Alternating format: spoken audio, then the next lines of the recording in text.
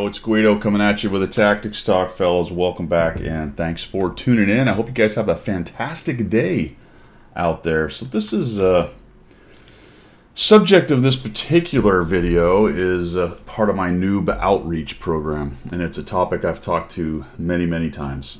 Some of you may have already guessed, especially since you're looking at this particular map, and this particular subject is incredibly pertinent to this map. We're going to let it go, though, for those who want to try to figure it out in case you don't know what exactly we're going to talk about. And I'm going to let you do a bit of choose your own adventure as we go along here. I'm in my KPZ 50T. Recently finished the 100 Battle Challenge. You will have seen a video on it. I think it'll come out first, which I said I showed you my, I don't know, third to last game. This may have actually been my last game. I think it was, actually. Now, I am not going to drop 8,000 damage and talk about how to be the greatest KPZ driver of all time. Clearly, that's me, but we'll just say that it's not me. It's not even close to me. We are headed down to the tracks, right? This looks like a fairly standard deployment, not too shabby. I would really like to have the Pantera and the Leopard over here with us. Some guys are going into the city, but okay. The unfortunate part for us, I don't really like the fact that so many of us are back there, and it may just be that they're slower heavies, but they're all kind of back here from us. We got a T-22, we got a Pantera. Doesn't look like they have too many tanks, so we're going to start working them. We've grabbed the ditch right here, and we're going to have a bit of an advantage, but they do have quite a few tanks up here. Oh, a lot more than I thought. Look at them, they just all start appearing. Okay, so I'm shooting heat into the side of a 122. I wish I was not doing that. I probably needed to switch to APCR. More than likely that pens on the side of that guy. And I think I have several issues with this right now because I'm trying to shoot. Yeah, so that looks like that might have gone into a turret. Or a gun, but the three of us have them stuffed pretty well. This 50M is a thorn in my side. He gets a lot of bounces off of me. Finally, our team is moving up. We punish the STB who makes a runner. Tries to get in there. Now we got the 703 trying to make the same move. Finally get a shot on him. So I think we're looking at a fairly standard game, and I'm feeling like, despite the fact that they have a lot of tanks, our position is really good, and we probably have a pretty major advantage over here. They still have a good number of tanks. They got some hold down guys sitting over here. 705 comes up and gets hurt pretty bad. Trying to get a shot on this guy. I eat some shots. I bounce one. So that's a bit of a bummer, and I know I need to go over here into this low spot and try to deal with the 50M and the 703-2, which has beaten our tanks over there. So we're actually down 4-1. Trying to get a shot on this guy if I can. I think he dies before I get there. He sure does. So we'll back out. And unfortunately, I'm at 905 damage. I probably would have been relatively higher if I'd have just been shooting APCR. So just a bad habit. You got to get out of that. Especially in a situation like that, if I'd have noticed I was getting bounces off the back of things, I could have stopped doing it. That's just unlucky RNG-wise. But again, it's heat, so any kind of weird angle it's going to have trouble with. So now I'm out of heat, and maybe I even want it now because I'm shooting heavy armor. So, but that's not what this particular video is about. We can always look to improve ourselves. This guy actually gets a shot on me, which is a bummer. Nice on him working the depression on that tank to get up and over to actually get a shot. So he's kind of beating me up right here. So I'm going to get out of that flat spot. Stop letting him have those shots right there. See if we can come over here. All right, so now we are winning. Let's just pause this for a second. We are winning this fight. I think we're going to win it. But I want you to look at the other side of the map, right? Look at the other side of the map. It's right there anyway, but pointing the wrong way. The other side of the map in the northwest, what's going on? All right, keep that in mind. Now start thinking about what your next move is. A good portion of this game, as far as getting better, is what's my next move. I didn't notice that, but that 703 tried to double tap me. That's actually pretty interesting. Another bounce off the 50B, just not quite getting to the lower hole. Maybe a little bit rushed, but I also didn't want to give him a better shot at me. And that is one thing about what you might call rushed shots, is sometimes it's better to take that snap and avoid the return shot. A little bit better aim by me. I might have had an easier time of it. That's the human interface, guys, in RNG.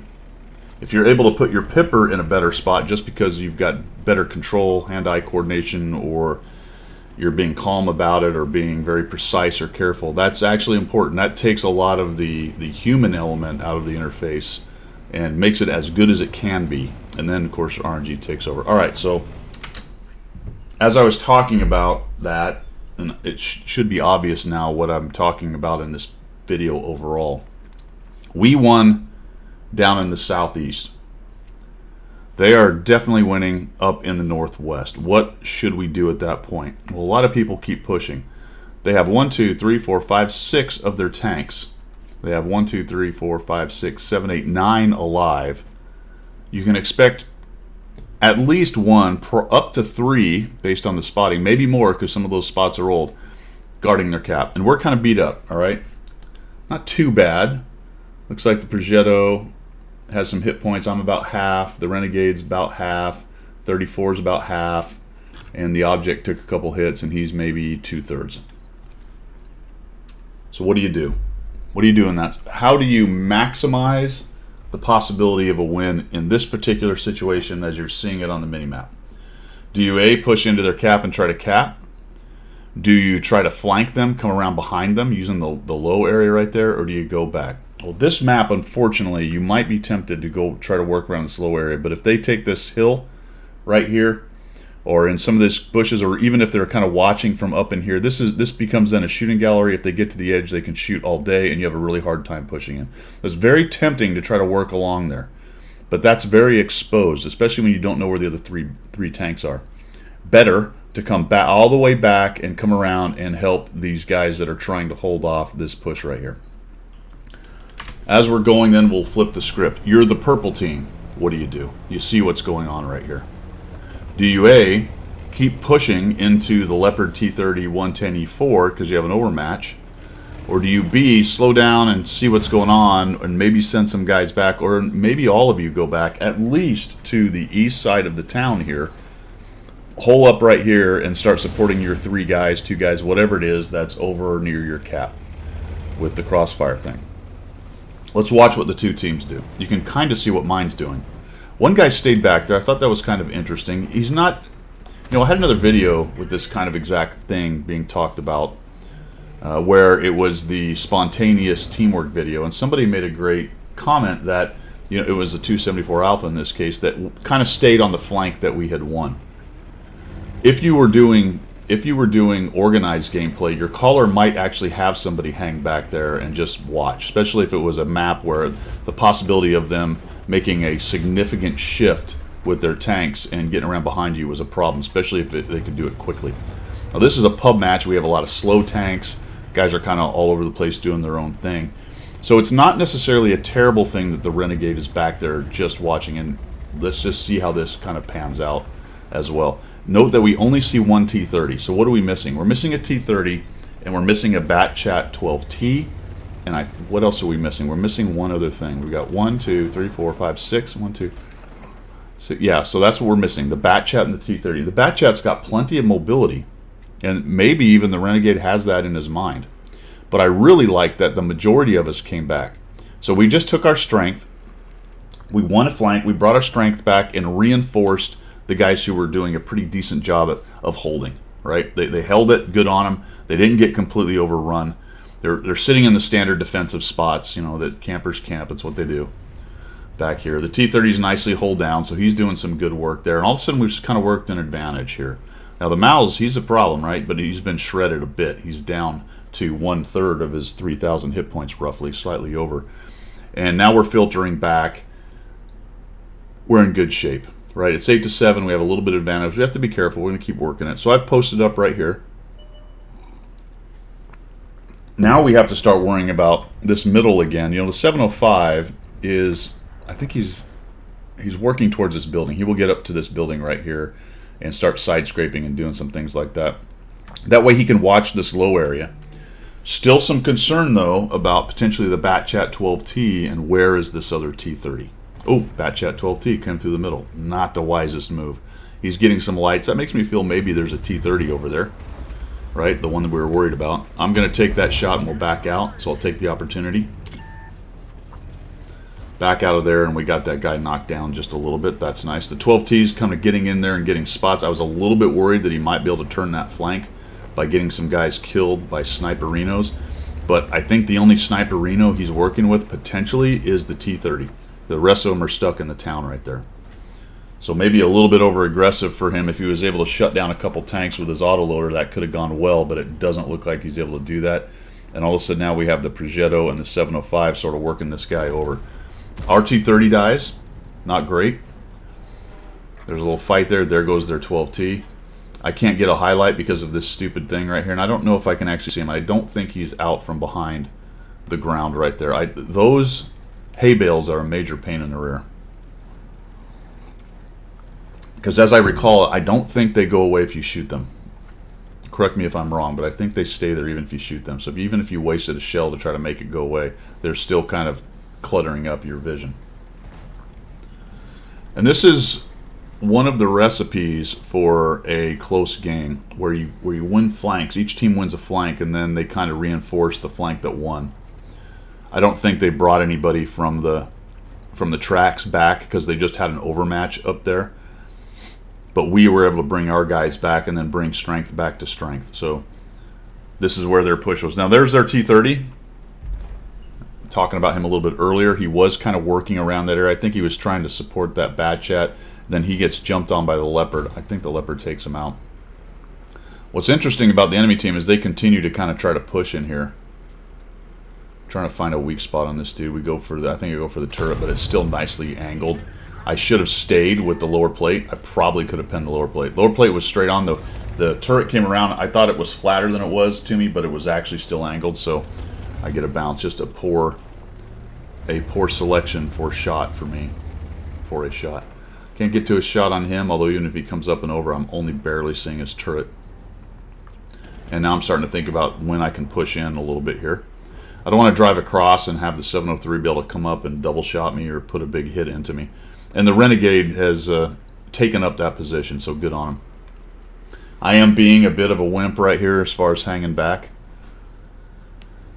But I feel like we're still in a good, strong position, especially with the 705 where he is right there. And we have time. It's 5 minutes. You know, when you get to a situation like this in the game, you're probably good to be much more careful.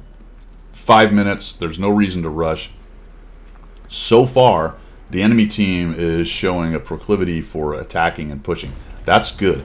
If they keep poking and prodding and whatnot, that's good for us.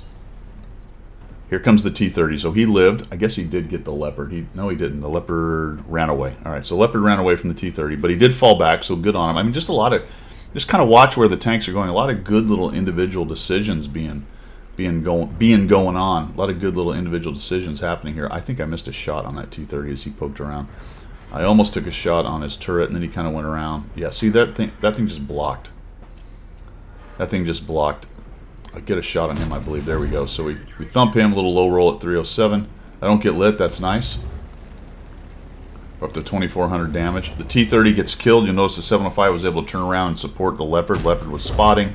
I get that guy, and now this is kind of where it starts to break for them. It starts to break down. They have very few hit points left on their tanks. We now have a gun advantage.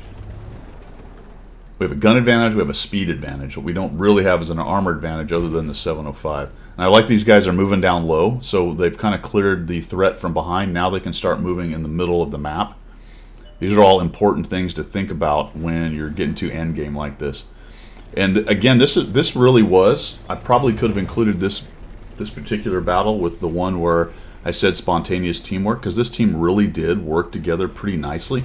There was a good understanding when we won that flank to go back, and even the Renegade who hung out for a bit, even he eventually came back, and then the Leopard sort of watched, and the Leopard went down and looked for what might be coming behind us. Just the whole thing was quite, I don't know what you say, quite organized gameplay-ish, right?